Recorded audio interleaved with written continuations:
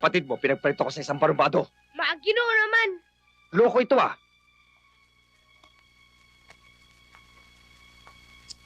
Natatandaan mo ba yung mga katarantaduhang ginagawa mo sa akin, ha? Mas tarantado po kayo. Pagdating ng Kuya Angel ko, isusumbong ko kayong lahat. Pagdating ng Kuya Angel mo at pati ng ate mo, sama-sama ko kang ililibing ng buhay. Huwag mong sayangan ang galit mo sa akin at baka maubusan ka. Hindi ako nauubusan ng galit. Lalo na sa hayop na anghel na yun. Paluluhurin ko siya sa harapan mo. Pati na rin ang ate mo. Hindi mo siya kayang paluhutin dahil matigas ang tuhod nun. Hindi kagaya mo, nanginginig. Alam mo, tuwang-tuwa ako sa'yo eh. Ha?